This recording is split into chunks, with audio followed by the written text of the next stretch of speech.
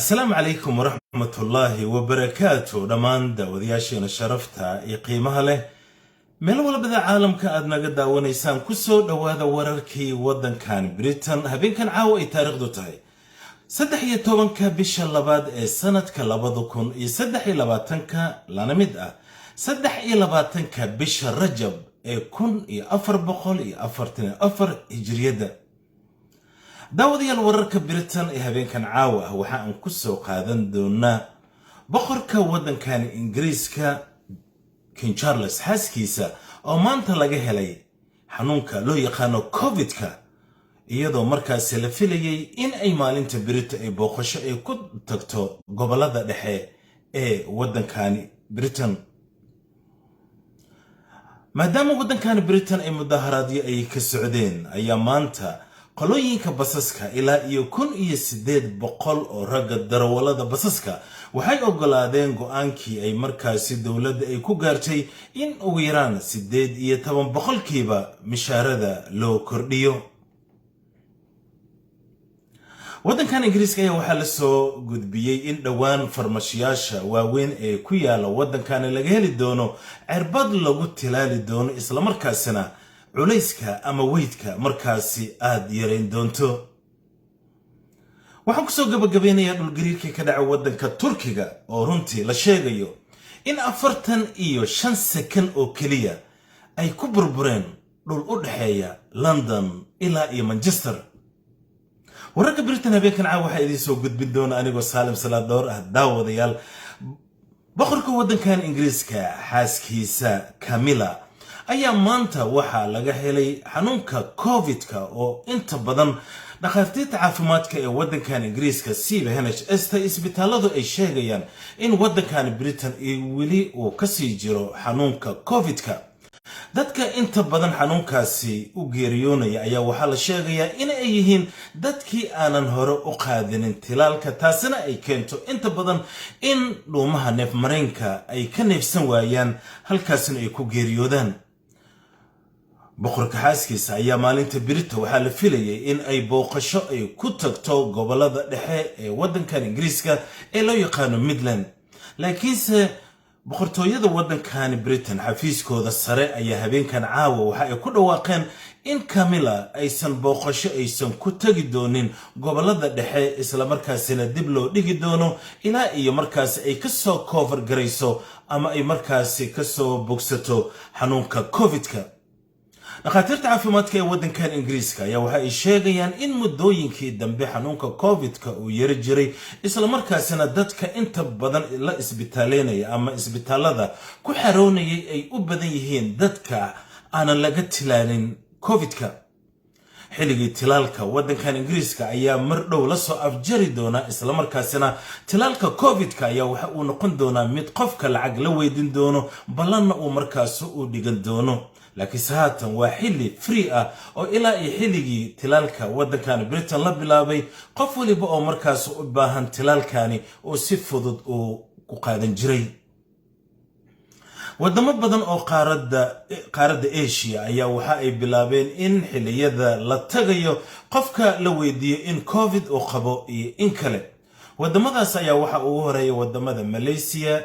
Indonesia wadamadaas waxa ay bilaabeen in ay dadka ay weydiiyaan sidoo kale maadaama bisha barakeysan ee Ramadan ay food ugu soo hayso wadanka Sacuudiga jaraa'idyadooda waxa ay qoreen maanta in haddii uusan qofka uusan qabin COVID-19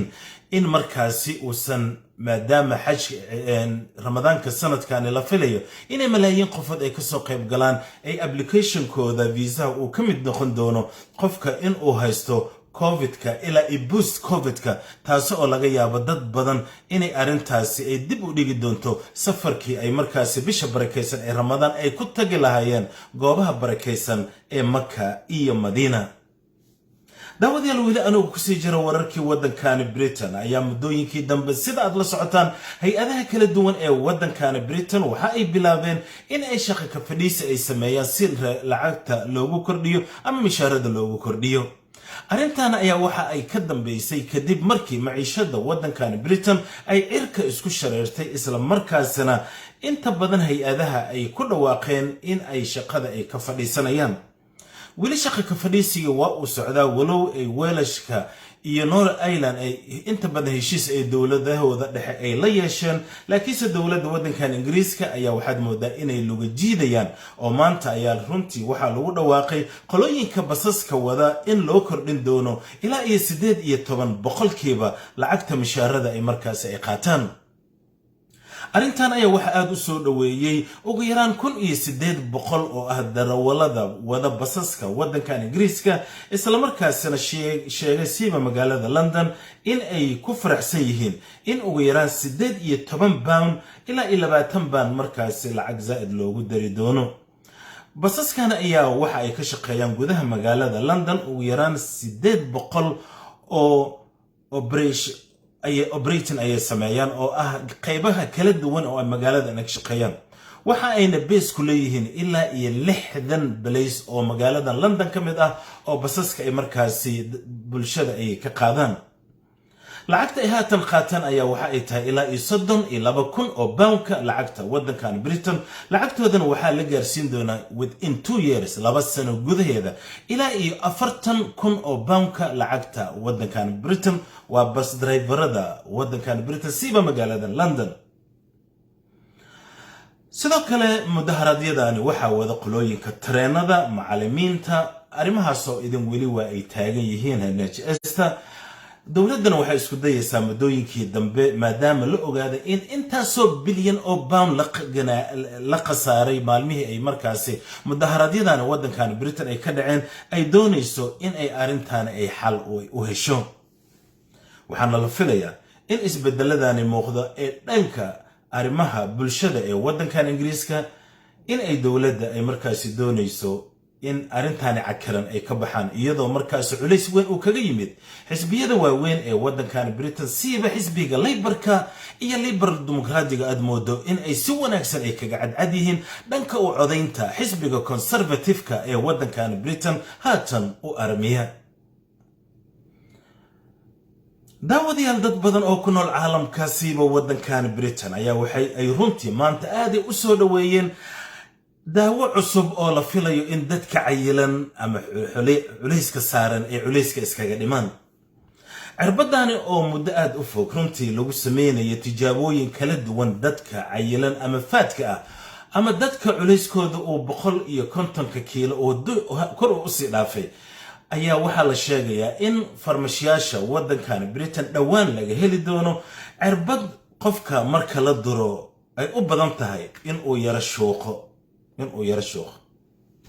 because cayilka ayaa waxa uu ka mid noqday dhibaatada ugu weyn ee qaaradda Yurub iyo Mareykanka haatan haysta dhaqaatiirta caafimaadka ayaa waxay isku dayeen inay si gaar ah u eegaan dadka cayilan sidee cayilkan looga dhimi karaa hadduu qofka isku dayo in uu cayilka iska dhimo qaaradda Yurub asxaabe ayaa waxa ku kacda lacag aad tiro badan qofku waa inuu gym taga gymku waxa ugu yar bishiiba 55 pound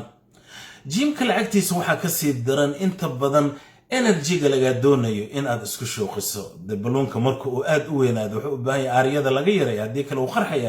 qarxitaankaas ayaa waxa uu yahay qofka inuu cudurro badan uu ka qaado sida diabetic inuu noqdo inuu cudurka kansarka uu ka qaado in markaas danihii uu markaas uu qofka uu samaysan lahay uusan samaysan karin shirkadaha qaarkood markuu qofka aad ku cayilo u tago ee markaas ay yara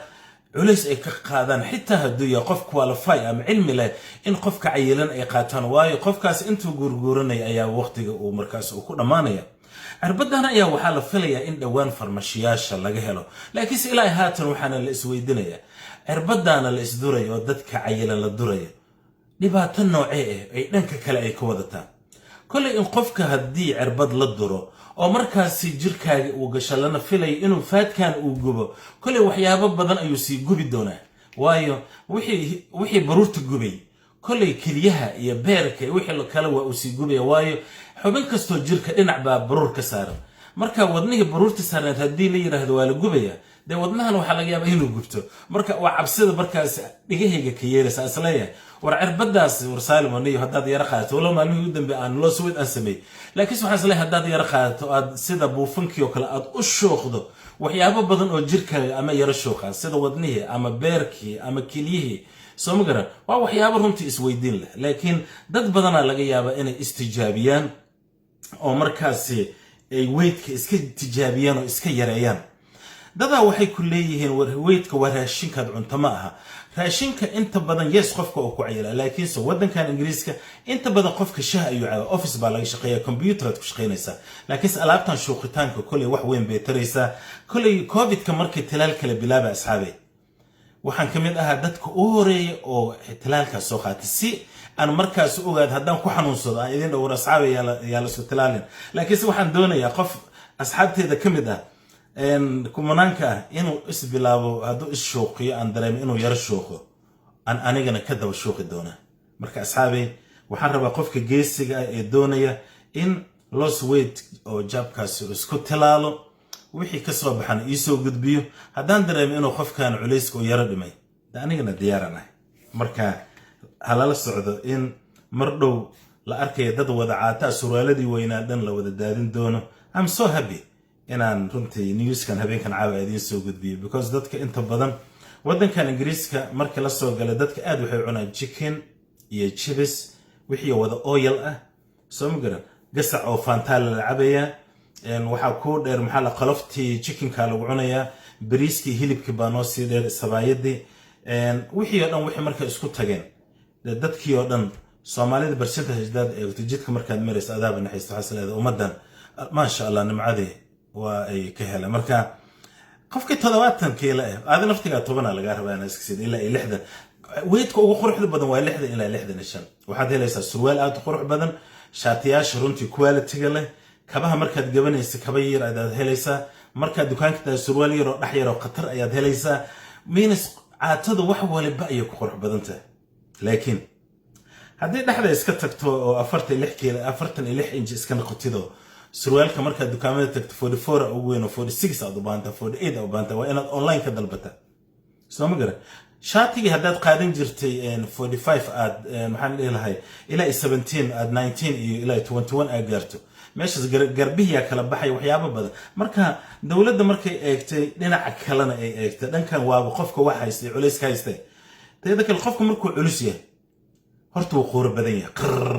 rakhdas bakaas baruurtii dhuunta wax ayaa wada xiran waa wada baruur miiran marka qofka markuu neefsanayo ma neefsan karo waayo xubnihii neefta ay marayso waa wada baruur markaas waxa ka yeeraya dayaan xitaa dadka hoteelada shir lama gali karto marka meelaha la tago aad u adagta difficult dadka inta badan aad ku qooriyo waxa fiican qol hal qol ma aragtay inay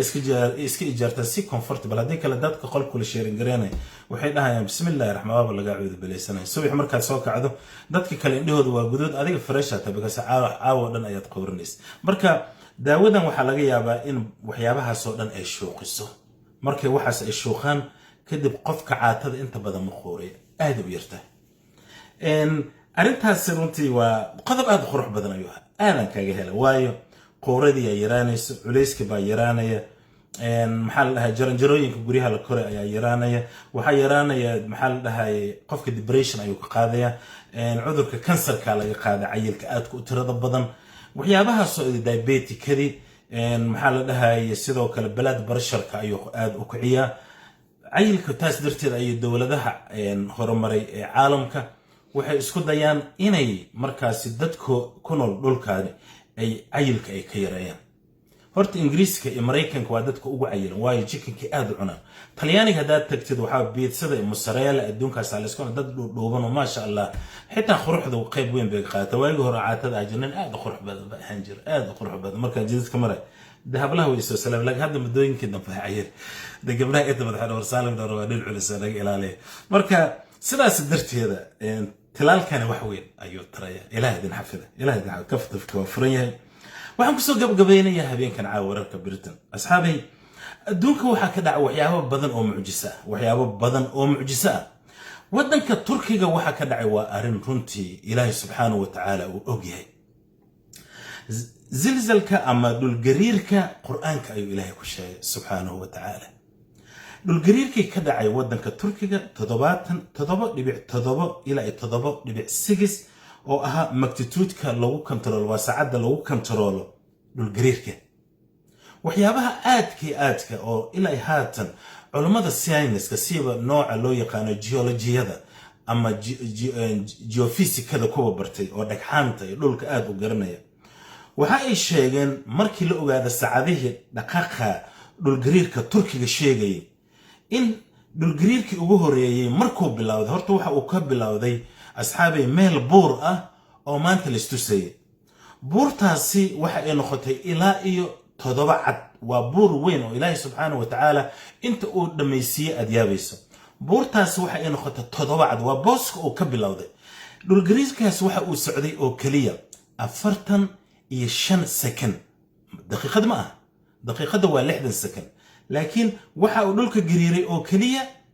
45 second oo kaliya 45 second ayaa waxa ku burburay oo dhulka dilaacay waxaad aragteen waa aragteen ugu yaraan 24,000 qofood ay ku dhinteen dhul u dhaxeeya magaalada London aan ku noolnahay ilaa iyo magaalada Manchester inta magaalo oo ku taalay ayuu dhulgariirkaasi 45 second oo dhulka mariyay subhanallah maalinnimadii iyadoo hawshii meydka iyo dadkii dhaawaca la soo saaray dadkii noolaa ayaa mid kala dhacay oo isagana 7.6 magnitude ka saacada lagu cabiro dhulgariirka ama zilzalka iyadana 25 second oo kaliya ahayd kan 25 second ka ahaa ilaa iyo Syria ayuu burburiyay subhanallah xuduudka Syria ilaa iyo Turkiga intii kale oo guriga ku xirnaa ayuu burburiyay marka horta Ilaahay subhanahu wa ta'ala waxa uu na tusaya awoodiisa oo kaliya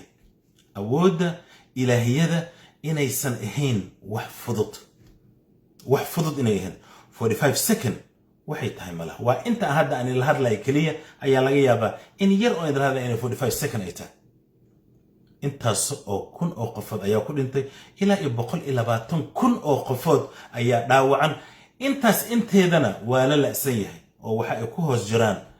gurihii dhaadheeraa ee burburay oo dhulgariirka uu burburay cabsida Ilaahay la badi Ilaahay subhanahu wa ta'ala in uu zilzal uqdad uu ku rido wax ay la tahay mala laakiin waa uquba dhacday dulmi markuu dhaco Ilaahay subhanahu wa ta'ala uma dulqaato hadad wanaagsan tahay kii wanaagsana kii xuma kulli Ilaahay subhanahu wa ta'ala isaga xisaabanay laakiin mid la socda cabsida hala badi waxyaabaha ugu xun oo markaas caalamka uu qofka zilzal abadadka ay ku hela waxa uu horeeyay qomoluud Ilaahay ma jecla haddana waa la bunbuni waxaan arkay gabar Soomaaliyeed oo calaamada shaqada ugu xiran qomoluud wadankan dadka waa xur waxaad rabtaa doonan kartaa laakiin sama aha inaad advertising u sameysaan qomoluud masiiba kugu dhacaysa qofkii faani masiiba ku dhacaysa ilaaha nacab wuxuu Ilaahay nacab yahayna dheedheel ma galo waxa arkaysaa I don't know mareer magaalnimay naga tahay majahilnimay naga tahay calaamada Ramboga Soomaalidu waxay dhigi jireen qaasaroobaadka hadda dadkan qaatay subhanallah ayaa gabdhihii isku soo misiraan dhinacoo dhan la isku soo misiraan wiilashii isku soo misiraan waxay ku leeyihiin anaga hena istaan taageer warana ist calaamad gaar oo lagu taageero ayaa jira man yatashabbaha qawmun maxaliyar oo minhum qofkii qoom shabaha iyagu kamid yahay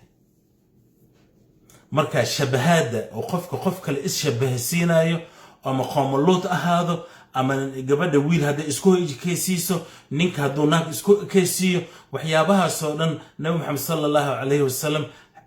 xadiiskaas ayaa jir oo saxiix ah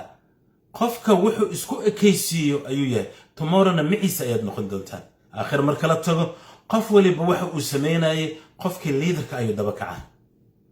marka waxaad iska ilaalisaan calaamadahan la qaadanayo sawirka lagu galayo timaha gabdhaha jiranayaan oo sida rag oo kale iska yeelayaan sida mutashabahaadka kamid tahay ragga katiinooyinka xiranaya ragga dhigdhigaha xiranaya wiilasha loo dabayo surwaalkan dabada la dhigayo waa waxyaabaha dhan oo runtii mucjisooyinka iyo dhibaatada caalamka hadda ka socda ay waalidkan habiyo ku yihiin gabdhihii yar oo fanaanada yar loo iibinayo ku dhagan xabadkooda I don't know gabar 13 jir ah 15 jir ah hooyo xijaab la socoto fanaanad dhab loo geliyay xasbunallahu wa ni'mal wakiil gabadhaas birtu waxa la leeyahay gabadheeda waa ay xumaatay gabadheeda waa ay carartay no gabadha ma cararin gabadha ma xumaanin laakiin waalidkii ayaa qayb ka ah in ay dukaanka Primark warqiisan ay xitaa ay geeyaan loona soo geliyo فنانة حبت كذا صوبا ديجيسا why you sell your own daughter حبت كذا سببتها هوي وإيبينيسو وواحد سؤال شلا لسوي الدنيا حسبنا الله وحاركيسا هوي جل أبيب حيران لبا قبلود أي قعنت كودا لبا قبلود درك كذا جير كودا الأركيا سبحان الله why you sell your own daughter قال يا كل يابيسا وايو قال مرك خاركوت سمرك واحد أركيسا قفك مسلم كأها يقفك قالك أي لبس قرحان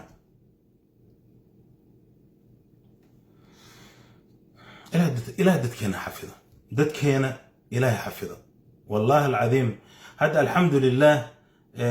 تيك توك شقاب الله يخبنا مردو أو دولده رنتي انت بدن وحي أركان إني قصارة يكبضتي وقوبت كلية أو جيركا هوينكا لو إيديه وحاد وير انت هبلود أما هويوين شرف بدن أو أونلاين كقرآن كبرنا برسنتج كود غيريه لكن إله وحن كبريانا كوا نقد نصنع إنه دب أسوء عليه كوبا رنتي كوبا باديانا ينا إلهي سبحانه وتعالى إنه كقبته إلهي وحن كبريانا هويو مقع فضد مأهن لكن هويدا لبا قبلود كوريسا حداد حتى تهي سينجل ماذر نبي محمد صلى الله عليه وسلم وحويري قفكي لبا قبلود كري أو كوريا سي وناكسن أو كوريا دين تبرا لكن كوناكسن برا وقيد لسو كورينيه تمر لأنفعات سنة قفكاسي جنت أيو إلهي سبحانه وتعالى وهديته وقلقيا لكن لبا دي قبلود حداد قاوسو ودر كل دغ او غشو والغبديدا تمجل عن بيليدا هيو تمهجل عن لغما دبوليا وحاسو ايدل والله العظيم والس عذابيه الى لغ بق غبر كسوي اوغتا غبدي صاحب ديد اني قبر ku jirto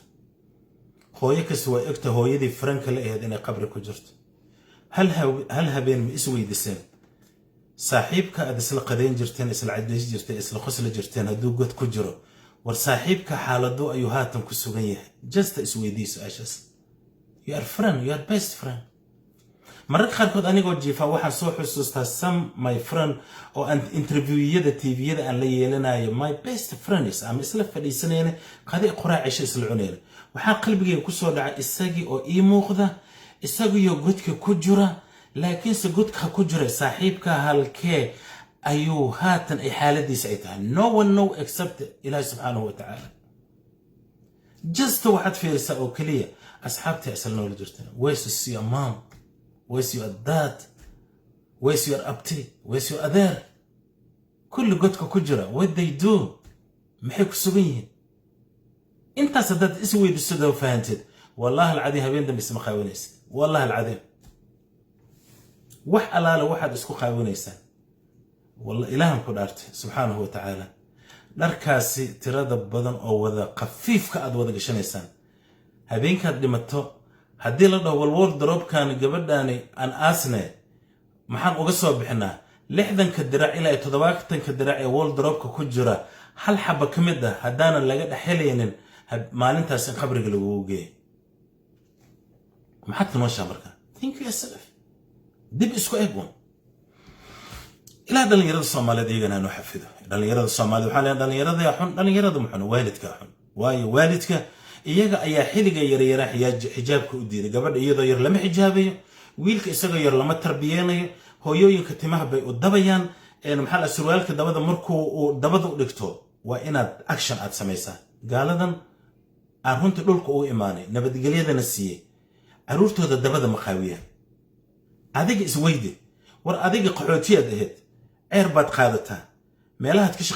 shaqada ugu liidataad samaysaa qof waxaa tacabsideeda yartahay caruurteeda edebsan weysay soo ma garan marka aan tagno parent eveninada waalidka ay tagaan dadka ugu liitaan nahay oo iskuulada jooga hooyaa la soo wadanaya luqada ma ka siiso shan caruur ayaa waxay ku dhex wadataa parent evening waayo kii ka dhalay wuu diiday inuu guriga ugu hayo marka caruurtaasi waxay arkayaan waalidiin kale oo eeshiyaan oo balaag oo cadaan ah oo hooyo la socoto aabba la socda isla socdaana wiilka iyo gabadha xaaladooda fiirinay anagana ilaahay subxaanahu wa tacaala nolosheena waxa uu ku baabi'iyey oo keliya aan ku baaba'nay geed la yiraahdo TikTok WhatsApp يحن عرورتي لانه حفظه عرورتي انا دب يكون جيران وحاوي dadka qaarkood difaac inaad gashid ma ahan qofka ma ahayno difaac galo saas hadhihin ma soconayso waxaan dhahay waa wax aan maalin kasta arko idinkana aad aragtiin laakiin waxaan ahay dad indhaha iska tiray dad waxaan ahay denies adduunku waxa ugu daran qofka inuu isdinay gareeyo maanta haddii lagu yiraahdo Soomaalida United Kingdom ku nool percentage-ka success-ka aad buu yareen haddaan fiican nahay maanta waxa ahaan lahayn ummad community leh success leh horumar leh caruurtooda success ku sameeyo wadankan Ingiriiska laakiin se waxaad idin runta arki kartaan oo kaliya markaad police la shaqeysaan ama maxkamad tagtaan xabsiyada waxaad soo arkaysaan in Soomaalidu ay ku jiraan kaalinta saddexaad ee criminalka wadankan Ingiriiska hadii laga waxa naga horay Afghanistan iyo Bangladesh ummadaha kale kaalin saddexaad anagoo qaxooti aan soo galno marka fadlan dinayga ma wanaagsana yaani indhaha la iska tirin dib baan haysta qof waliba haddii aad adiga gurigaagu Ilaahay ku nimceeyay la soco qof walaalka oo dib haysteen oo jiro laakiin haddaan dhaho war aniga wiilashan dhalay gabdhahayga success ay noqdeen kuwa kale ha burburan I don't care إلى سبحانه وتعالى وده إلى قلبه ودالعناه وحن أخيلني وح كلمة وحاوي دبنا هيست إلى سبحانه وتعالى هنقدر الخير هو يوجك الصومال دبها هيستو أبويك الصومال دبها هيستو ومد الصومالية دبها هيستو يعني بينلس كشيء ده وده يهدان أرمي بالشدان كذله وحاوي أينو الصومال درون تمجعله قف صومالي هداد مقش الصومالي درون تمجعله ومد كلية أو runtii 40 sano iska dagaalay aanan garanayna sababta isku dagaalayaan Rwanda 1 milyan oo qof wada la iska dilay waana wadanka ugu quruxda ugu nadaafada badan anagana waxaan keenay la asanahay war ina wadamada dariska ma baha war labada daris oo isku dhagan ayaa kala cabsi qaba London kan aan idin la joogno wallahi alcadim sometimes dadka qaarkood kuma salaamaya xasbanallah هذا كله حاسسته أذي هبر رسول السعداء وحنا السلام عليكم يا ما قرنيسا يا إلهي يقان والسلام عليكم ورحمة الله وبركاته مسلم قال ذا ولو أقوله يا ما قرنيسا أنا جوا كمان رجعنا الحمد لله واي أنا وحنا قرنا يملك سو وحنا قرنا إني هندد مسلمنا صوماليا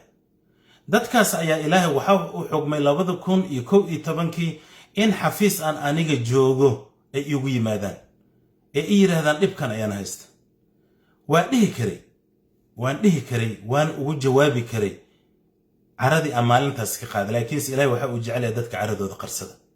waxaan dhigay odayaha dhageysa masaajidkan ku arka hadda waa dhihi kara warniyo dhageysa waxa soo sanadka markuu saas ah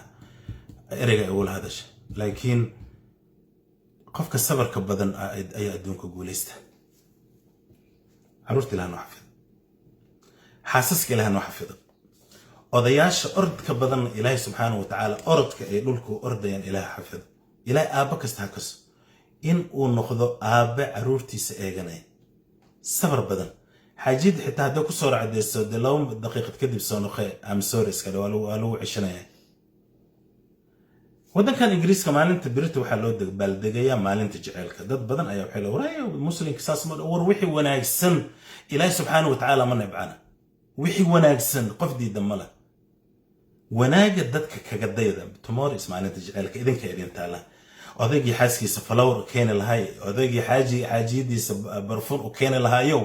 saacadaha haysata saaxiibteeska waa ay furan tahay flowerka guduudan shanbaan bas la gadooya xaajiyadaada birita surprise kaga dhig ana waaba saan u qarqarinay sirtaan sheegaya waxa waaba iga qarxatay marka een xaajiyaasha at least on barfuunka maaragta flower gabdhaha Soomaaliyeed ma bijecla flowerka markuu yar qalanayaan caleenta inta aad ka furato maaragta ayaa biyo kul hadaad ku shubato guduud yar ah kasir sokor ku darso waa jaceelka markuu flowerku dhamaade inta yar caleen intaad ku dhaxruudato maaragta ama flower kaligiis aad ku dhaxruudato kasir sokor ku dartid ilaa yar dawa caafimaad waa maalinta jaceelkana way ku tahay habeenkeedana shaah wanaagsan ayaad ka cabtay marka asxaabi tuboor maalinta jaceelka waddanka arkole wax baan diyaarsaday adeeg ku taala saaxiibo isaaxiibay gabadhii ninkeeda ka farxidaysana iyada u taala ani kulli flowerkeega oo order gareysan yahay وحاسكن أبناء وبالله توفيق ولكن سالم دور. السلام عليكم ورحمة الله وبركاته. بسم الله.